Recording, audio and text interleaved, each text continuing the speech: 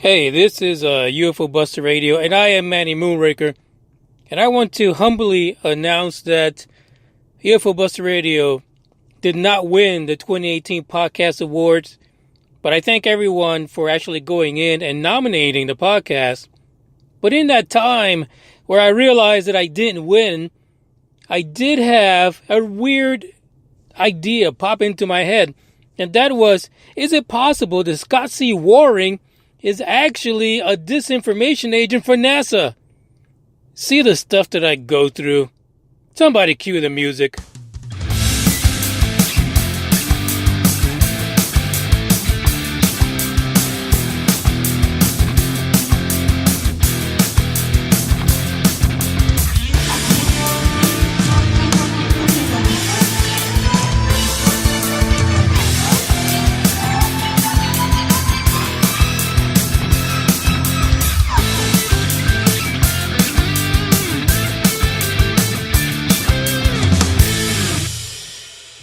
Hey, welcome to episode number 126. This is Manny Moonraker, of course.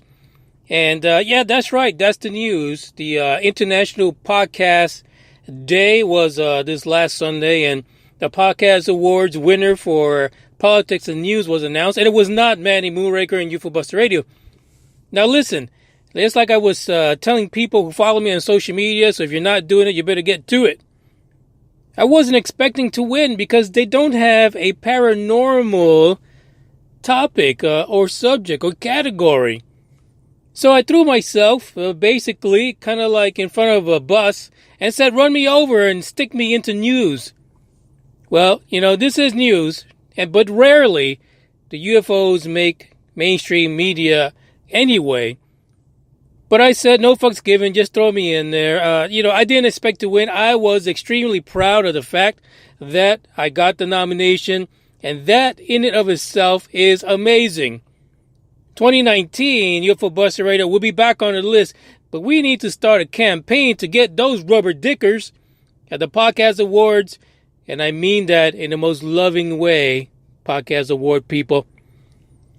That those rubber dickers need to put a paranormal category in there. And you know what? FML, I'll probably lose them anyway as well, because there's a lot of popular shows out there in the paranormal potosphere, in the interwebs, on your phone, on your desktop. Some of you even listen through Alexa. But that's the way it is. You know, what can we do? That's the way the cookie crumbles. I pick myself up by my big girl panties, and I just keep on going because we got stuff to talk about. We got so much shit going on that I was a little bit delayed. Of course, the Moonraker is constantly on the road. I don't know how this happens, but I am. This might be the missus. It might be her that is scheduling all these things. Now, you've seen the title already. Planet X is back. Some people out there refer to this as Nibiru. Planet X, they're back in the news. I wish I had like a radio voice to do that, and I just don't have that. I don't have it, but what can you do? We gotta live and work with what we got. The title for this one is Planet X or Nibiru. It may be a reality, says NASA. NASA, a lot of news on NASA lately.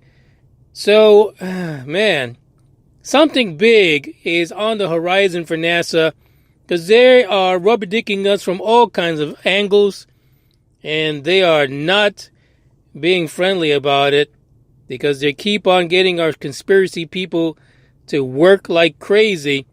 And I'm telling you, I really think Scott C. Waring works for them in some way. I mean, he does look like a NASA employee. If you really look at him with the little squinty little eyes and everything, I still hold that maybe he is a disinformation agent for NASA. But let's give you a little bit of background on what this Planet X thing is about, because I'm sure you've seen it all over the place, because people that love the Nibiru and the Planet X and the wormwood stuff, they love to hear that someone, some organization, some government folks, some Poindexters out there, I ran out of names to call them, that they actually acknowledge the fact that there is a nibiru-planetx out there. So, it kind of, I don't know, it makes him feel all good inside, warm and gooey. So let's take a look back real quick, because we've talked about this before. So we know that the whole Nibiru thing comes from ancient Sumerian texts. And they basically, what they do is they described that our creators, me, you, and everyone before us, and everyone after us, came from a planet that enters our solar system every 3,600 years. How do we know that? I don't know, because I barely know anyone over 60 years of age. But listen, let's just be real. This is what the text says, right? Now they say that these so-called inhabitants of this planet were the fallen angels, aka known as the Nephilim, because they colonized the earth about 400,000 years ago, and they got a little crazy, started taking the women and having kids, and they were shoved off to this planet. They also mention them in the Bible, and they're called in the Bible the sons of God. Now the big hubbub about Nibiru and Planet X and whatever else you want to call it, the big damn planet in deep space, is what's called the Nibiru Cataclysm. So basically, the idea is that this deep space planet, which is much larger than planet Earth, or some people say it's a twin planet, will come so close to planet Earth or crash into it that there will be a big gigantic cataclysm. In other words, the doomsday, the planet ender, the end of everything. So if you believe in such things, then you know what? This is the story for you, because you've been waiting for the end to show up, and the end might be near for you. Or at least NASA says, we really don't know, but we think it's out there. I mean, it's possible. Somebody gets Scott C. Waring on the job. Now, what they did find recently, and again, you have to take reports from NASA with a grain of salt, because every time they're working on something, they actually discovered it like a decade ago, or 4 or 5 years ago, and they just get around to telling us that they've still been looking at it because it takes them that long to figure out what the hell it is, what it's doing. Then they got to do a test and retest and test the retest and retest that test and test it and retest it and qualify it, quantify it, quality. I mean, they just do all kind of shit to it. And by the time they're done, they've got so much data of the same data on top of that data that they figure, we should tell these fuckers something. And then they put out these little reports. Now, the report that I have for you guys today comes out of the nationalgeographic.com. And basically, they found something. The something that they found is the size of the state of Massachusetts. Massachusetts, right. You know what I'm saying. Yeah, Massachusetts. Come on. I gotta have a little fun with it. You guys up in Massachusetts. Come on. Sorry. Anyway, so this object is 2015TG387.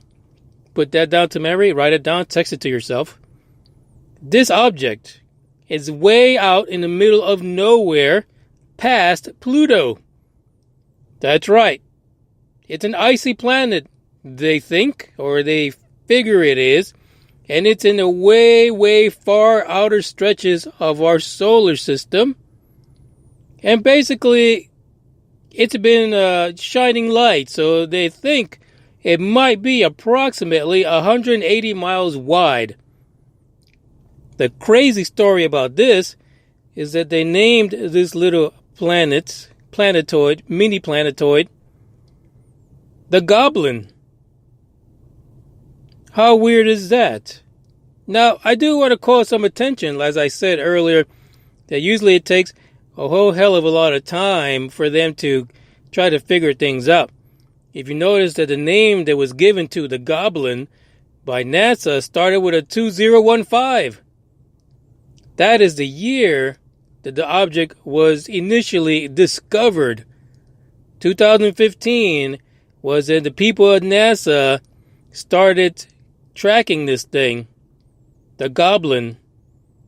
And it turns out that over 3 years, they've pretty much come to the conclusion that it takes the goblin exactly 40,000 years to make it one time around the sun.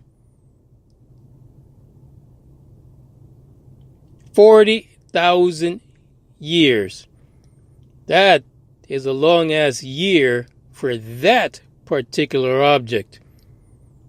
Now, the reason why Planet X comes into the conversation is because, as you realized in the last few years, NASA will put out little stories here and there about deep space objects that seem to be affecting objects closer to us in the solar system. They're saying that there's gravitational pulls that are affecting the way things behave. Apparently, the Goblin is not the only deep space object that NASA is actually tracking. There are other objects in which they feel that within 1 to 2 years, they will be able to plot exactly what their orbit is with respect to the sun and each other. Now, this is critical. It is critical for them to get all these objects together, find out where the hell they're going, and then try to figure out exactly where is this gravitational pull coming from. As they've stated before in the past, this object has the gravitational pull of something that's several times the mass of the planet Earth. That's a big-ass planet. And you're going to call it a planet. That's right. You're not going to rubber dick it like you did Pluto, NASA. That's just not going to happen. But this drives people bananas. It drives them crazy. Because here it is. It's Planet X. Some websites have decided to just call it Planet 12. Well, fuck it. Let's just keep adding numbers to it. We'll just keep on adding numbers until we find it. So Planet X, Planet 12, Nibiru, whatever it is, NASA is again confirming there's one big-ass planet out there, and it's in deep space. Now, if the Goblin takes 40,000 years to make it around the sun one time, could you imagine how long it takes Planet X? And if, according to Scripture, Nibiru is only supposed to come into the vicinity of the solar system every 3,600 years, then where are we in that orbit? Could it be that we're still a long way from realizing that orbit or that time frame? I mean, for all we know, Planet X or a Nibiru or Planet 12 or the deep space thing, it's probably not going to show up anywhere for like many thousands of years. For all we know, the orbit of this thing could be 60,000 years. But the fact is that it's there. There is something out there. There is another planet-sized object, and it's hiding in deep space on the furthest reaches of our solar system. And this drives conspiracy theorists and people that believe in the whole Nibiru situation completely bananas and crazy. And again, all it tells them is, guess what? There is something out there. There is something significant. And maybe that is where ET is coming from. Now, could that be a situation? Could that truly be where ET is emanating from? Is it very possible that if you're visiting the little blue planet, the third one from the sun, that you hang out at a massive object like a planet, a few times the mass of the Earth, and set up a base where basically the stupid humans can't see you? Wouldn't that be perfect? Maybe Scott C. Waring should be working for NASA on this. Maybe he should stop looking at freaking pictures for Mars and try to train his eyeballs on deep space, try to find this object. Is it possible that this is where ET is coming from? Hell, at this point, any object in deep space could be a base for anything that's traveling to and from the planet and the outer reaches of the universe, right? I mean, if you want to stake out an army or a potential civilization, but you don't want to interfere, just come in and out once in a while. You probe the people, you dice up the cattle. Why not do it from someplace they cannot see? I mean, let's be honest. I mean, we can get a telescope and look at the moon. So everyone that thinks that the moon is a base, it's a little bit far-fetched now. I mean, there are people who train their telescopes on the moon for days and record this stuff. Go back and watch the videos. No one, not even NASA, can actually track and visually look at an object in deep space just outside of our solar system or in the outer reaches of it. At least not with any detail. So you pretty much could have a whole bunch of shit just like sitting on this place and no one's ever going to know. Not for a very long time. This is huge. So is there a connection? Are there quote unquote, Nephilim or godly beings, giants, living on this planet or any other planet that might be out there? Because who's to say that there aren't hundreds of these out there? It's food for thought. Something to consider. Something that makes you go, Listen, if you're not following the podcast, if you're not sharing the podcast, if you're not liking the podcast, give me a break. Like, share, subscribe, follow, do whatever you gotta do. Get the word out. UFO Buster Radio is on Spotify. You can listen to it in your car. I listen to myself all the time. And I even do it on Spotify as well. iHeartRadio, Stitcher, Spreaker, iTunes. It's everywhere. And the next week, we should finally get the UFO Buster Radio app into that place that's known as the iTunes Store. God damn, they're freaking hard as hell. But I think we got it down. So we've been holding off on any updates to the app until we get it into the iTunes Store. That way everyone would be on the same update at the same time. And listen, it's just about just having a place, a central place where you can get a lot of the news that we're looking up. And you can also visit the T Public store to get yourself a t-shirt. I actually ordered 2 for myself. So, I mean, it's not like I'm sitting around with a bunch of t-shirts, people. I just design it. That's all I do. But it is where you can go, the hub, to become all UFO Buster Radio some of the time. I mean, come on. I know, you listen to a lot of podcasts. I get it. I get it. I'm not jealous. I'm not jelly at all. But don't forget to share. So follow my Instagram at Manny Moonraker. Follow on Twitter at UFO Buster Radio.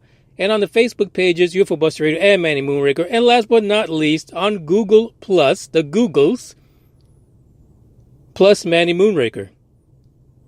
And again, I appreciate every single one of you. Keep the proverbial eye to the sky. But don't forget that Planet X is out there and the shit's going to hit the fan eventually. But I think that we are in the cusp of receiving some crazy news from NASA regarding Planet X. And like they said, 1 to 2 years, the shit's going to hit the fan regarding Planet X and probably a whole lot of other deep space celestial bodies that will be fascinating and interesting to know about. This is your boy, Manny Moonraker. I'm signing out. Until next time, because this is where we do it. Ciao.